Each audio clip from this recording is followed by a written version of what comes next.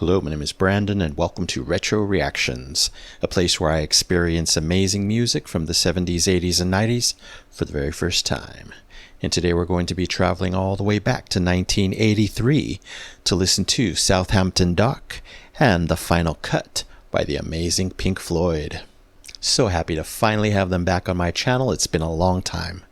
Anyway, these are songs 10 and 11 from newer versions of The Final Cut, their 12th studio album and final with Roger Waters, reaching number 1 in the UK and number 6 in the US.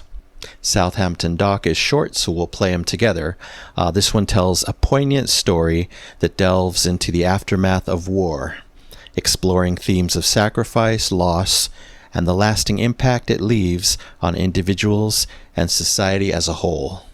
Similarly, The Final Cut delves into the struggles of connecting with others while grappling with personal trauma and the deep scars left by war, ultimately questioning the nature of love and acceptance in the face of vulnerability.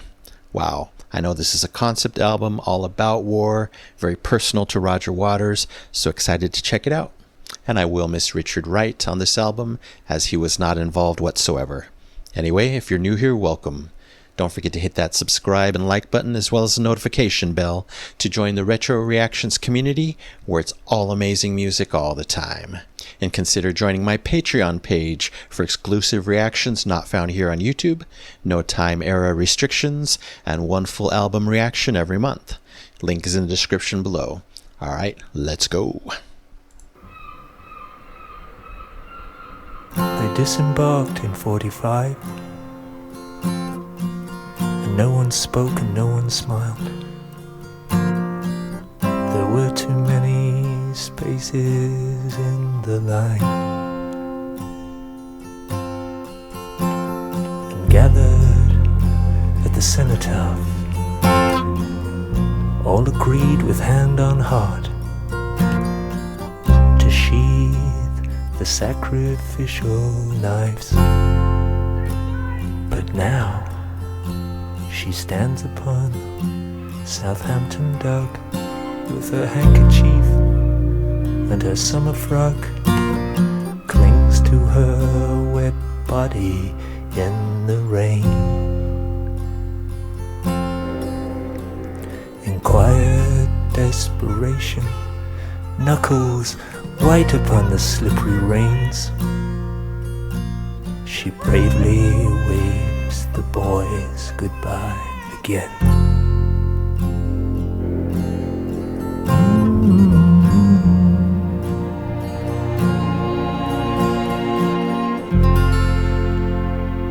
Ooh, beautiful. Still the dark stain spreads between their shoulder blades.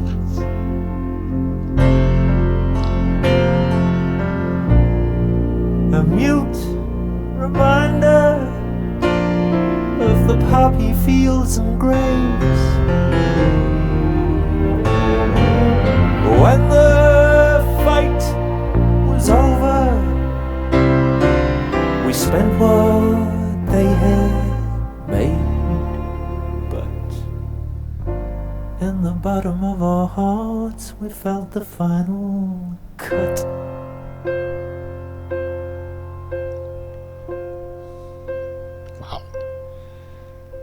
Emotions. Through the fish-eyed lens of tear-stained eyes, I can barely define the shape of this moment in time. And far from flying high in clear blue skies, I'm spiraling down to the hole in the ground where I hide. If you negotiate the minefield in the ride and beat the dogs and cheat the cold electronic eyes, and if you make it past the shutdowns in the hall, nation. Open the priest hole, and if I'm in, I'll tell you.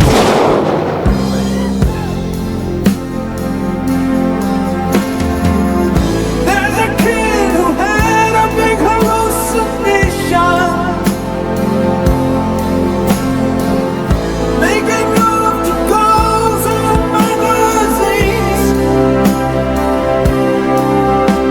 He wonders if you're sleeping with your newfound faith. Could anybody love him? Or is it just a crazy dream?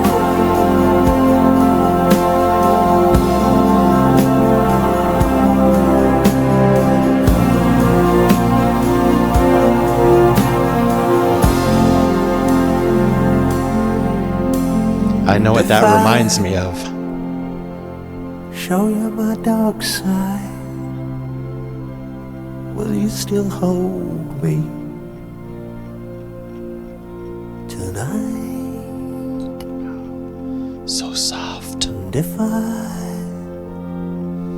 open my heart to you, show you my weak side, what would you do? Would you sell your story to Rolling Stone? Would you take the children away and leave me alone and smile in reassurance as you whisper down the phone? Would you send me packing? Those chord progressions. Or would you take me home?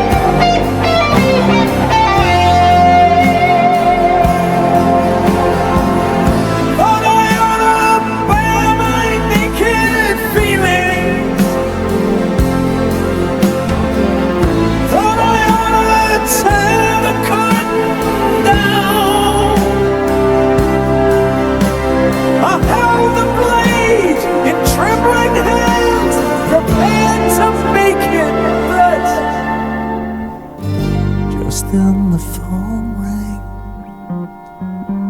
I never had the nerve to make the final cut.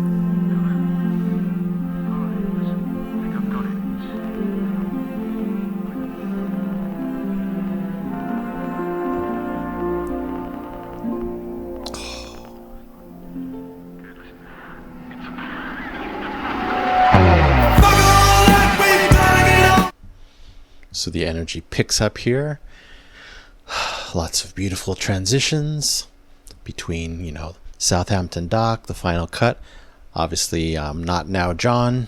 Maybe every song transitions. Wow. So powerful.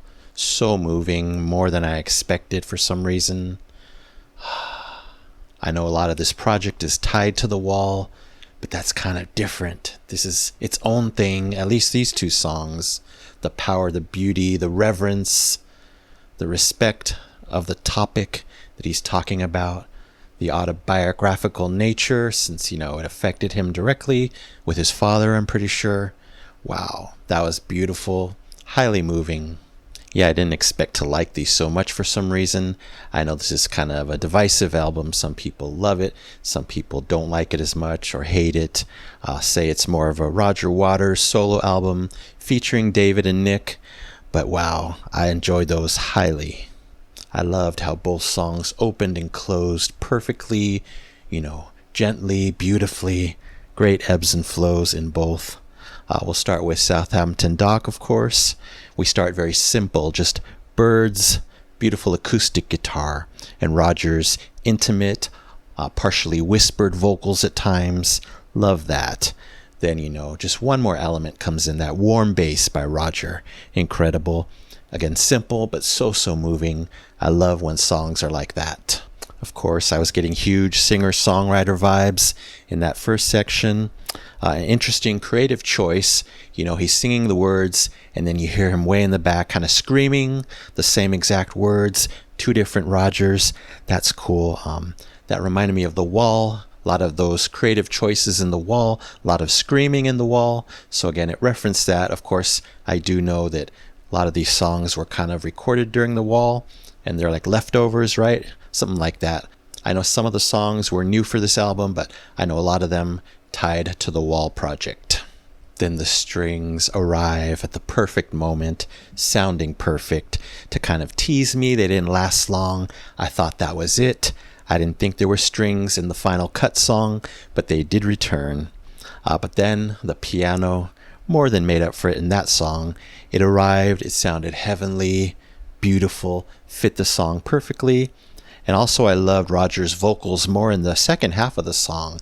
He changed it up. They were gorgeous as well. Of course, I'll probably always prefer David's voice, but Roger, really impressive here. And then a simple transition right into the next song, the final cut, of course. I love that they continued pretty much the exact same vibe, made that transition seamless. And then, we probably got some change-ups, obviously new melodies, but I love, again, they're kind of referencing the song before it. The next song seemed to shoot up into the sky, so that probably sounds a lot different than these two. Oh, but we didn't stay quiet. The song did get bigger, went up into the sky, into the stars, as my background always suggests. I started hearing the classic Floyd that we know and love, those big booming moments, those soaring, powerful vocals, that lush instrumentation. It was all there, and it was great to hear it again. And again, Richard's keys are the only thing missing, but still, I really enjoyed this.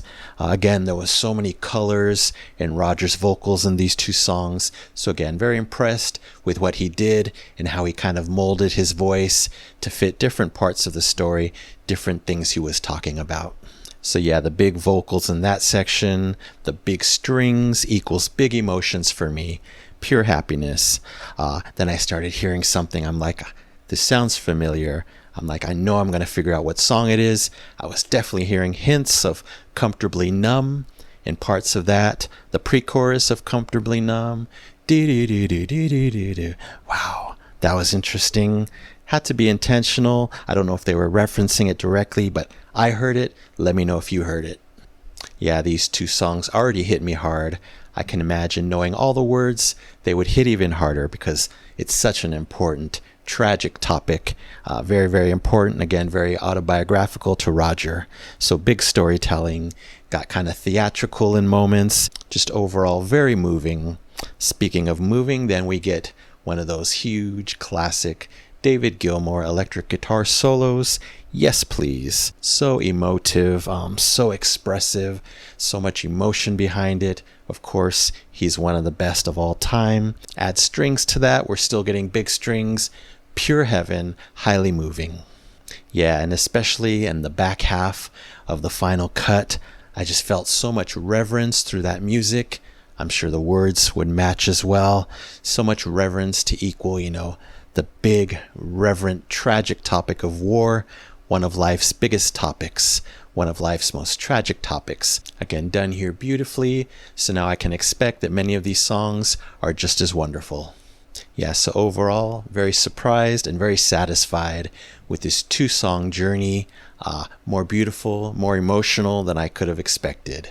They're both getting the Epic Platinum Record Award, yes, for Southampton Dock and The Final Cut by Pink Floyd, 1983. And thank you so very much, the amazing Roger Waters, David Gilmour, Nick Mason, the National Philharmonic Orchestra, Michael Kamen, and everyone else involved.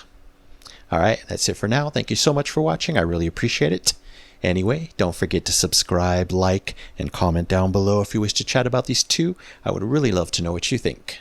So you take care, stay safe, stay hydrated, and remember to let peace, calm, and light into your day and night. And I'll see you next time in the past.